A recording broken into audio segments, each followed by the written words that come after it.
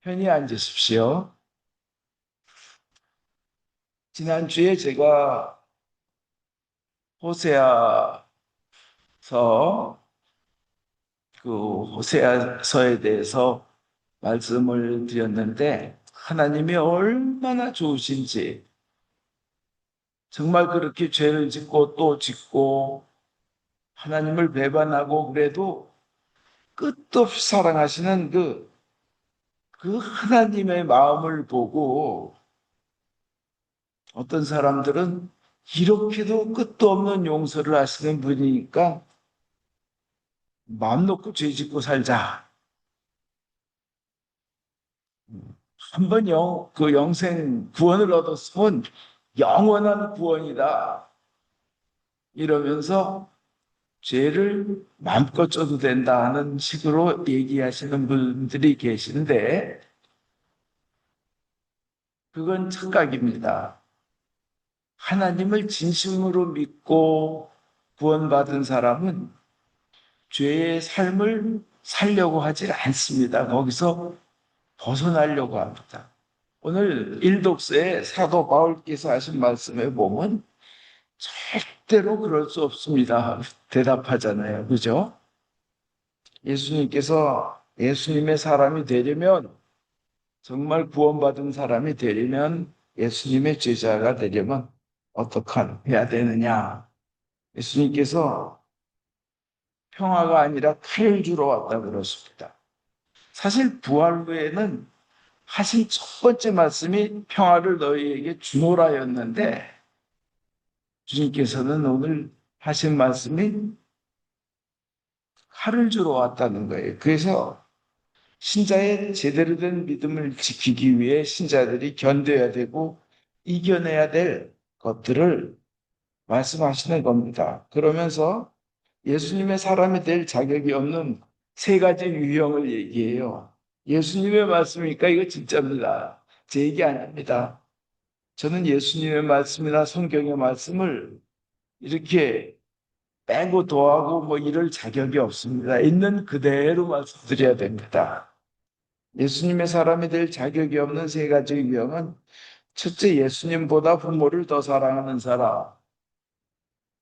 두 번째, 자식을 예수님보다 더 사랑하는 사람. 그리고 자기 십자가를 짓지 않는 사람. 예수님의 사람이 될 자격이 없다는 겁니다. 즉, 예수님을 부모나 자식보다 더 사랑하라고 하시는 겁니다. 그리고 자기 십자가를 지고 따라오느라는 것입니다. 이거 참 진지하고 엄숙한 명령입니다. 근데 제가 이제 72세잖아요. 지금 제가. 근데 주일학교 선생하고 뭐 이럴 때 이 말씀을 학생들한테 중고등학생한테 가르치고 그러는 당장 저녁에 전화거는 부모님들이 계세요. 아니 주일학교 선생님 따위가 왜 우리 애들한테 하나님을 부모보다 더 사랑하라고 가르치느냐. 제발 그런 짓은 하지 말아달라고. 그래서 아니 저 부모님이 돌아가시고 나면 하나님이 친부모가 돼 주셔서 부모님보다 더 잘 이끌어 주실 텐데요. 부모님보다 훨씬 능력이 있으신 참 부모이신 하나님을 더 사랑하는 게 자녀의 앞날을 위해서도 좋지 않겠습니까? 하고 대답을 하면 그 사람들은 아주 분노로 아주 그냥 뭐 그따위 교회가 있냐 세상에 부모보다도 하나님을 더 사랑하라 그러냐 그러고 막 전화를 끊고 그러는 분들을 봤는데 저는 그래서 이제 그분들의 앞날이 어떻게 되나 아주 궁금해서 유심히 봤습니다. 분명히 하나님이 훨씬 부모님보다 좋으신 참부모이고 하나님이 훨씬 부모님보다 능력 많으신 분인데 그분을 직접 사랑해서 직접 하나님한테 축복받는 것이 낫지. 전 이해를 못하는데 그분들은 저를 굉장히 좀 이단시하는 그런 말을 들은 적이 있습니다. 그러나 예수님 말씀이기 때문에 전 그대로 전해드립니다. 또 오늘 제1독서에서는 죄를 짓지 말고 아까 쌓을 것을 명합니다. 그 받은 은총이 얼마나 큰데, 구원을 받아서 영원히 산다는 것이 얼마나 큰 일인데, 우리는 만약 제가 그래요. 제가 만약 300년을 건강하게 살 수 있다면 세상에서 아마 집이고 뭐고 다 팔고 아마 그 길로 갈 겁니다. 근데 300년이 아니라 영원히 완전한 행복 속에서 하나님을 쳐다보면서 산다는데 그 받는 은총은 어마어마한 겁니다. 이 세상 거하고는 아예 비교할 수가 없죠. 그렇게 큰 은혜를 받았으니까 죄하고 멀리하라. 아까 싸워라. 육체의 욕망에 굴복하지 말아라. 그 육체의 정욕을 만족시킬 생각은 아예 하지도 말아라. 육체를 죄에 맡기지도 말고 죄의 도구가 되도록 하지 말아라. 그렇게 이제 제1독서는 말씀합니다. 실제로요. 하나님의 보심과 우리의 영생 구원만을 제가 쭉 얘기했지만 1년에 몇 번은 제가 지옥 얘기하고 영원히 그 고통받을 죄에 대해서 1년에 몇 번 말씀드립니다. 왜냐? 우리가 주님을 무서워할 줄도 알아야 돼요. 하나님은 완벽하게 깨끗하신 분이기 때문에 죄가 있는 상태로는 하나님 근처에 가까이 갈 수가 없습니다. 하나님 나라에 들어갈 수가 없습니다. 그래서 예수님의 보혈이 필요한 건데 우리는 완벽하지 못하니까 성경에 그럼에도 불구하고 이러한 죄를 짓는 이는 결코 천국에 들어가지 못한다 하는 구절이 있습니다. 고린도전서 6장 10절에 도둑질하는 자, 탐욕을 부리는 자, 술 주정꾼, 비방하는 자, 약탈하는 자, 하나님 나라를 차지하지 못한다고 되어 있습니다. 에베소서 5장 5절에도 음행을 하는 자, 더러운 짓을 하는 자, 탐욕을 부리는 자, 하늘나라 못 간다고 한 것을 명심하라 그러면서 탐욕을 부리는 자, 욕심이 가득한 사람이었어요. 교회 열심히 나오면서 하나님의 만복의 근원이라 그러니까 하나님 잘 믿어서 한번 멋지게 돈 한번 벌어보자. 그 탐욕입니다. 그 탐욕을 부리는 자는 우상 숭배하는 자라는 거예요. 그래서 우상은 뭐예요? 돈이라는 우상이에요. 하나님을 가장 사랑할 때 돈은 따라오게 돼 있는 건데 돈을 그 위에 사랑하면 돈의 노예가 됩니다. 또 고린도전서 6장 9절에 사악한 자, 음란한 자, 우상을 숭배하는 자, 간음한 자, 여색을 탐하는 자, 남색하는 자. 이 남색이 뭔가 찾아봤더니 동성애예요. 도둑질하는 자, 탐욕을 부리는 자, 술주정꾼, 비방하는 자, 약탈하는 자들은 하나님의 나라를 차지하지 못합니다. 이렇게 뚜렷하게 얘기하고 있습니다. 또 누가복음 13장의 28절에는 악을 일삼는 자들아 물러가라. 나는 너희가 도무지 누구인지 모른다. 그렇게 쫓겨난 사람들은 자기가 하나님 나라밖에 쫓겨나 있는 자신을 보면서 딴 사람들은 하나님 나라에 다 들어가 있는데 자기만 하나님 나라에서 쫓겨나고 영원히 그 나라에 이제 문이 쾅 닫혔으니까 들어갈 길이 없어가지고 거기서 가슴을 치며 통곡할 것이라고 이를 갈면서 통곡할 것이라고 후회하면서 그렇게 이제 예수님이 직접 말씀하신 거예요. 제 말이 아닙니다. 예수. 악을 일삼는 자들 못 들어갑니다. 일삼는 자들이에요. 우리 보통 살다가 실수로 모르고 악한 일을 저지를 때가 있어요. 아이고 지나고 보니 나는 잘하려고 해준 건데 상대방에게 엄청난 상처가 되고 주위 사람한테 악한 일이 됐었던 일이 저도 살면서 있습니다. 흔히 그런 거 있지. 남 구해주려고 구한다고 구했는데 그러면서 주위에 사람 피해주고 이런 경우요.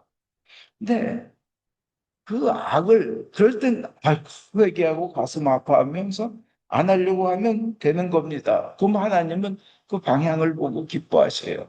근데 악을 일삼는 자, 그냥 습관적으로 하면서 또 해야지 돌이킬 생각을 하지 않는 자들은 하느님 나라에서 쫓겨납니다. 그 다음에 갈라디아서 5장에 보면 21절에 질투.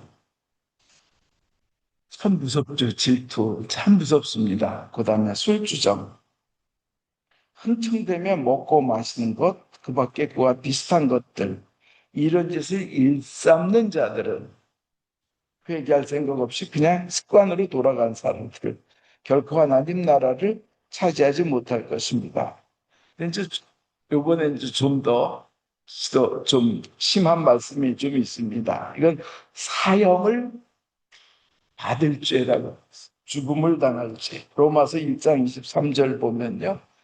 하나님의 법에 의하면 사형을 받아야 되는 사람들을 쭉 나열하는데, 우상 섬기는 거, 욕정대로 살면서 더러운 짓을 알며 서로의 몸을 욕되게 하는 자들, 부끄러운 욕정에 빠지는 사람, 뭐 그러한 남자, 그런 여자들, 그 부정과 부패, 탐욕, 악독, 그다음에 시기, 살의와 분쟁, 그다음에 사기와 악의, 그다음에 없는 말을 지어낸, 영어로 보니까 가십이더라고요. 가십.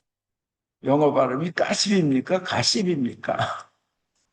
하여튼 우리는 흔히, 근데 이제 여기 공동번역에는 없는 말을 지어내는 거라고 돼 있고, 개역개정이나 개신교 분들이 보는 성경에는 뒤에서 수군수군하며 뒷담화죠, 뒷담화. 근데 이런 것이 그 이 로마서 1장에 보면 사형을 받을 죄라는 거예요. 이거 심각하게 받아들여야 됩니다. 로마서가 하나님의 사랑이 얼마나 큰지 그냥 온 세상에 그냥 알리는 그 사랑의 내용으로 유명한데도, 여기서도 바로 사형을 당할 죄라고 이렇게 설명되어 있습니다. 서로 헐뜯고 하나님의 미움을 사고 난폭하고 거만하며 자기 자랑만 하고 악한 일을 꾀하고 부모를 거역할 뿐더러 분별력도 없고 또 신의도 온정도 자비도 없는 사람들, 이게 바로 하나님 보시기에는 사형받을 사람들이라는 거예요. 마땅히 죽어야 하는 법이라는 겁니다. 여기서 자기 자랑만 하고 하는 구절이 있는데, 하나님의 사랑과 천국과 구원과 영생이 목표인 사람들은 교회에 와서도 그 은혜에 대해서 얘기합니다. 세상의 돈과 높은 자리와 재물과 사람들의 칭찬과 영광이 목적인 사람은 와서도 세상 자랑을 합니다.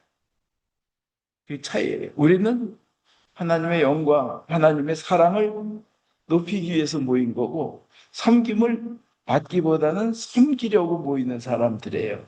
물론 맨 처음에 교회에 들어오는 초신자들은 배워야 되겠죠. 그러나 교회 어른들, 윗사람들은 섬기는 것, 사랑하는 것, 그리고 천국을 위해서 세상을 버린 모습들을 보여줘야 됩니다. 성숙한 분들, 일명 성령 받았다는 분들은 특별히 그래야 됩니다.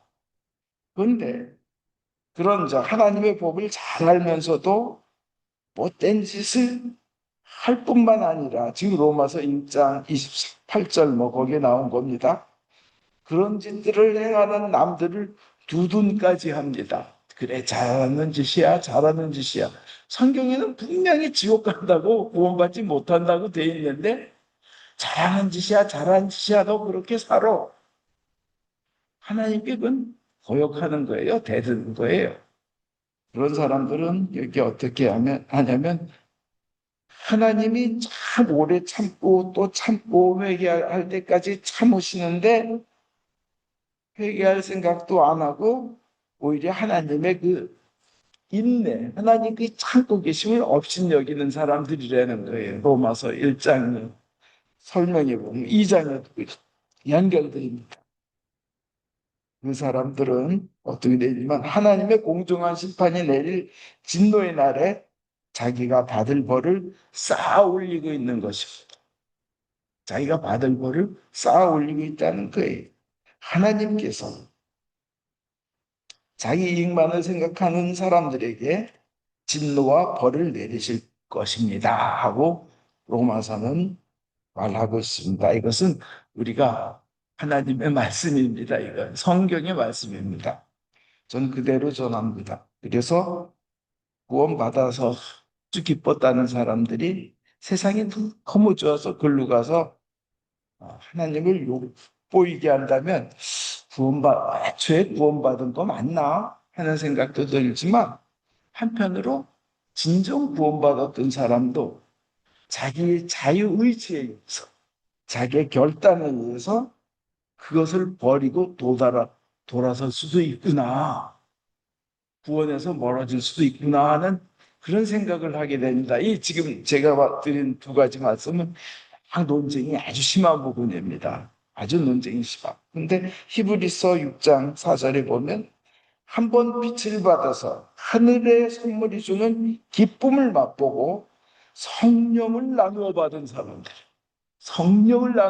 사람들이 또 하나님의 선한 말씀과 앞으로 올 세상의 권세의 맛을 본 사람들이 앞으로 올 세상의 그 권세의 맛을 본 사람들이 앞으로 올 세상은 뭐예요? 천국의 권세.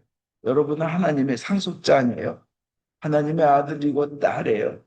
대통령의 자식도 유명하고 황제의 자식도 뭐 유명한데 굉장한데 하나님의 자녀로서 여러분은 선택받은 사람들이 이제 배반하고 떨어져 나간다면 그것은 예수님을 십자가에 다시 못 박아 욕을 보이는 셈이고 그런 사람은 다시 회개하고 새 사람이 될 가망이 없습니다. 히브리서는 딱 얘기를 해요. 그래서 야 진짜 구원받은 사람이 이 구절만 보면 구원에서 떨어질 수도 있지 않은가? 자기가 이제 스스로 배신한 거니까요. 좋은 걸 내찬 거니까. 근데 하나님께서는 하여튼 우리 죽기 전까지 그 회개할 기회를 주시죠. 그죠? 그러니까 이건 하나님의 비록 혼은 내셔도 진노는 하셨어도 영원히 내버리시지는 않을 거야 하는 이 마음이 굉장히 그 사랑의 하나님을 믿고 내가 비록 실수했더라도 잘못 알았더라도 결국은 올바른 길로 이끄실 거야 하는 생각을 하게 됩니다. 왜냐하면은 제가 이제 사람의 죽어가는 단계 5단계 보면 맨 처음에 이제 그 저기 한 단계 있잖아요. 당신 좀 며칠 못 살아 하는 얘기 딱 들으면 맨 처음에는 왜 그 부정하는 단계 있잖아요. 아니야 그럴 리가 없어. 이거 의사가 잘못 진단한 거예요. 그러다가 그 다음 단계가 되면 뭐예요? 그냥 분노하는 겁니다. 누가 그냥 오면 분노하는 거예요. 그냥 집어 던지고 특히 그럴 때 까만 옷 입고 사제가 가서 죽을 준비하시오 하는 설교 나오면 막 재떨이를 집어 던지고 내가 왜 죽어. 그다음에 이제 그 다음 단계가 받아들이는 수용하는 단계죠. 그래 난 죽는다. 수용하고 그 다음 단계가 뭐예요? 그래 이제 타협의 단계. 하나님 이번에만 나 살려주시면 내가 재산 다 팔아서 하나님 앞에 좋은 일 할게요. 막 이게 타협을 하는 거죠. 그 다음에 이제 환상의 단계입니다. 현실과 자기의 꿈을 구분하지 못하는 단계. 그 괜히 이제 자녀들 불러서 내가 어느 은행 나무 밑에다가 금을 숨겨놨으니 뭐 그거를 찾아서 오너라 뭐 이런 말도 안 되는 저 환상의 단계 있죠. 근데 그 다음에 이제 온 육체와 이제 이런 모든 것이 기능이 다 떨어지고 나면 눈도 감기고 심장도 뭐 멈추고 그러고 나면 여기서 저는 이제 주목하고 싶은 게 왜 다 하시는 거지만 몸은 다 죽었어도 귀는 끝까지 들린다는 거죠. 그죠? 끝까지 들린다는 거예요. 비록 심장은 섰어도 다 하는 소리는 또 청력은 끝까지 살아있다는 거예요. 저는 여기서 하나님의 은혜를 봅니다. 하나님은 죽기 직전까지 하나님의 말씀을 듣고 그것을 예수는 내 주님이시다 하고 아멘하고 마음으로 그 순간이라도 고백하면 구원해 주실 거야 하는 끝까지 듣게 하시고 마음속으로 믿게 하시는 그 기회를 주셨다 하고 저는 생각을 합니다. 왜냐하면 죽음의 순간에 많은 사람들 그 옆에 그 목사님이나 뭐 신부님이나 오셔서 그 예수님을 믿고 영원한 생명을 받으리라는 얘기를 하잖아요. 비록 입술은 안 움직여져도 그때 아멘 속으로 하면 저는 그런 분들은 구원받으실 수 있습니다. 그 유명한 그 주안의 장로교회 나겸일 목사님도 그 이제 간암으로 배가 막 이만해지고 저 연세대학교 세브란스 병원에서 다 죽을 때 돼가지고 간호사가 들어와서 하얀 천을 죽으면 있다 하려고 그 하얀 천을 배에다 올려놨다가 그냥 뭐예요? 아, 너무 무거울까 하고는 내려오는데, 이제 그때 동공도 풀렸고, 모든 근육도 풀렸고, 이제 죽어가는 순간이었어요. 이제 간호사는 30분 이내에 죽는다 그랬고. 근데 그 순간에도 주님, 제가 다시 일어나서 하나님의 기적과 치유를 온 세상에 선포하게 해주십시오 하고 그 죽어가는 마지막 순간에도 고백을 했더니 갑자기 이렇게 불렀던 배가 그냥 전부 배설되면서 일어나서 오렌지 주스를 먹고 그래서 그 과정을 3번 반복하면서 살아나가지고 이제 그때 인천에 그분 서울대 나오셨어요. 그 인천에 그 교회 세우 이제 그걸 이제 자기 교회 그 당시에 그 교회 사람들이 4천 명이 자기를 위해서 기도하고 있었고 자기도 죽는 순간에도 고백했고 기적이 일어났고 그래서 그 교회가 10만 명 된 것까지 제가 보고 왔습니다. 근데 그렇게 끝까지 마지막 순간까지 주님에 대한 믿음을 고백할 때 그때 하나님께서는 구원하실 줄 믿습니다. 그게 하나님의 좋으심이라고 저는 믿지만 그렇지만 그러니까 우리는 끝까지 그 포기하지 말고 하나님의 좋으심을 매달리며 물론 죄를 멀리하는 생활을 해야겠지만 어쨌든 내가 잘못했다 하더라도 용서하시는 하나님, 십자가에서 그 강도에게 그러니까 뭐 회개하고 뭐 이런 거 없었잖아요. 예수님께 그 믿음을 고백하니까 정녕 네가 나와 낙원을 들어가리라, 낙원을 거르리라. 뭐 번역마다 어디는 거르리라, 어디는 들어가리라 뭐 이렇게 돼 있는데 그 좋으신 예수님을 믿고 고백하는 것이 중요할 줄은 믿습니다. 그러나 자기 의지로 하나님을 배반하셔서는 안 됩니다. 요한복음 3장 3절에 누구든지 새로 나지 아니하면 아무도 하나님의 나라를 볼 수 없다. 물과 성령으로 새로 나지 않으면 아무도 하나님 나라에 들어갈 수 없다 그럽니다. 여러분, 거듭난 삶, 새로 난 삶을 살아야 됩니다. 죄를 멀리하고 그다음에 누가복음 9장 62절에 쟁기를 잡고 뒤를 자꾸 돌아다 본 사람은 하나님 나라에 들어갈 자격이 없다는 겁니다. 구원받았다고 기뻐하면서 옛 악습이 계속 살아남아 있으면 안 된다는 얘기예요. 성령님께 이 악습을 없애 주십시오 하고 기도하고 고쳐나가야 됩니다. 한 발 한 발 성화해 나가야 됩니다. 그리고 자기에게 잘못된 것에도 스스로 대항해서 싸워야 되고 주위에서 가족이 잘못된 거에 대해서도 대항해서 싸워야 됩니다. 오늘 예수님이 복음에 그러잖아요. 가족들끼리 서로 이제 싸우게 될 것이라고 그러잖아요. 믿음을 가지고 있는 사람은 믿음을 안 가지고 있는 사람과 안 맞는 부분에 있어서는 부모님보다도 하나님 뜻을 따라야 됩니다. 그게 하나님의 원리입니다. 신자는 아니지만 세상에서도 그래요. 조니 킴이라는 사람 너무나 유명해서 다 아실 거예요. 막 젊은이들은 이 미국의 다음 대통령이 이 사람이 됐으면 좋겠다는데 이 사람 한국 사람 재미교포예요. 물론 태어나긴 LA에서 태어났지만 부모님이 이민하셨는데 september 11을 보고는 이 세상에 진짜 슈퍼 히어로 진정한 영웅이 필요하다. 슈퍼맨 같은 해서 이 사람이 그 네이비실의 의무병으로 입대합니다. 네이비실이 그 특수 부대 중에 특수 부대 아니에요. 전 세계 거의 최강 아니에요. 근데 네이비실에서도 또 이 저격, 스나이퍼, 그걸 신청해가지고 스나이퍼 교육을 받는데, 그거 하다 중간에 맞아, 불합격하면 정말 아주 참 네이비실에서도 안 좋은가 봅니다. 근데 스나이퍼 교육도 훌륭히 끝냈어요. 그래서 전투에도 참석하는데, 전투에 참석하는 가운데 자기 생각대로 했으면 분명히 살았을 전우가 부상을 당했는데, 자기는 쫄병 의무병이었어요. 들어갔는데 그 장교 의사 군의관이 이런 식으로 해라 그래가지고, 아니다 이렇게 산다 하고 하다가 이제 그 장교 명령 때문에 장교가 마음대로 한 거죠. 자기가 잠깐 눈 돌린 사이에. 그래서 그 동료가 죽었답니다. 그때 너무 막 자책감 때문에 살릴 수 있었는데 내가 장교였다면, 내가 의사였다면 해가지고, 아 하버드 대학교 의대를 들어갑니다. 그래서 하버드대에서 의사가 돼요. 대단하죠. 네이비실에다가 저격수 스나이퍼에다가 하버드대에서 의사를 하고, 그러고는 그 다음에 이제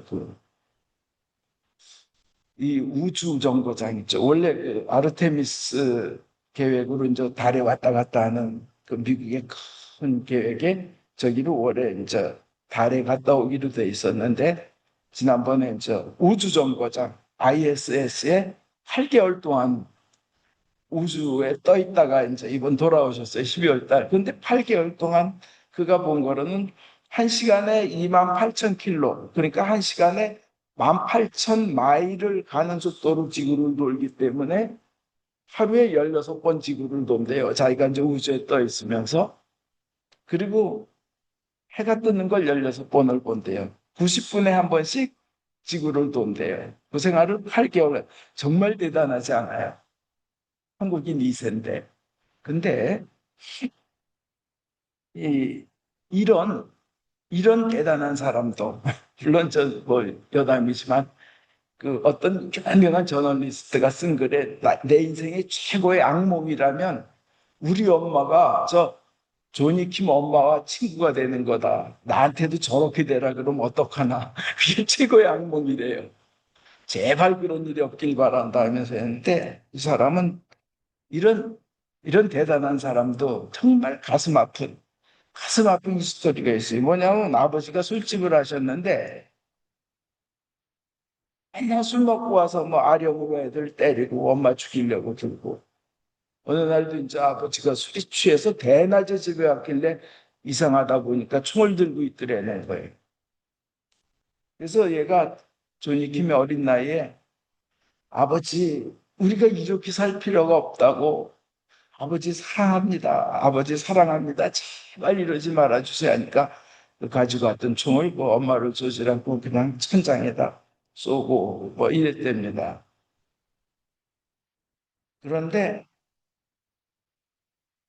그래서 이제 다행히 엄마를 구했죠. 어릴 때 엄마와 가족들을 아버지의 그 무서움으로부터 보호하고 살려야 되는 게 있죠.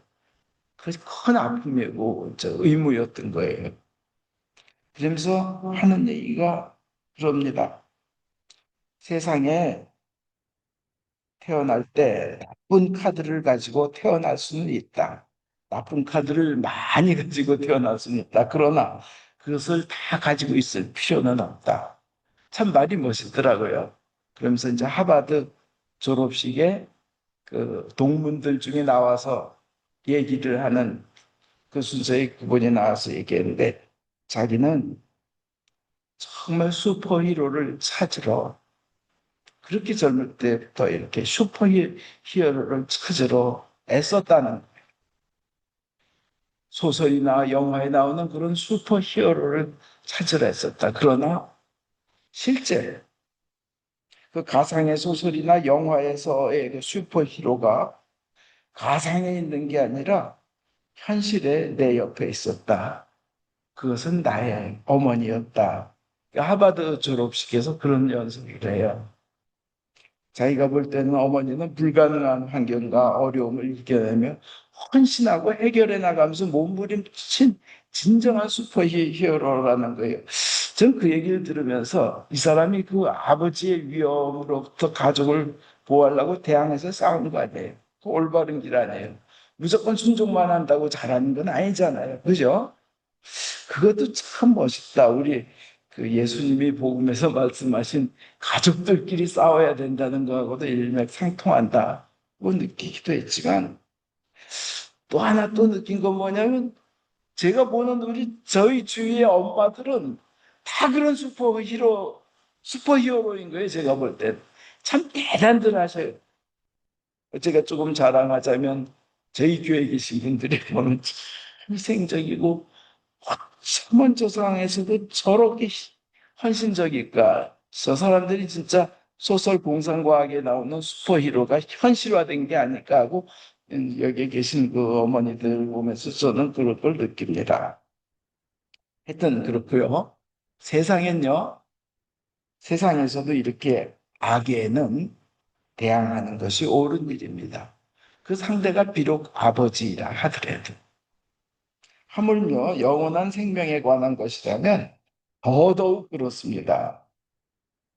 가정에서도 어려움이 옵니다. 그러나 하나님의 뜻에 반대되는 것에는 거부하고 끝까지 대항해야 됩니다. 오늘 복음의 예수님의 말씀이 그 뜻입니다. 제일 독수의 그 죄를 짓지 말아야 한다는 그것도 그 내용입니다. 또 자기 십자가를 지고 따르라고 하신 내용도 그 내용입니다.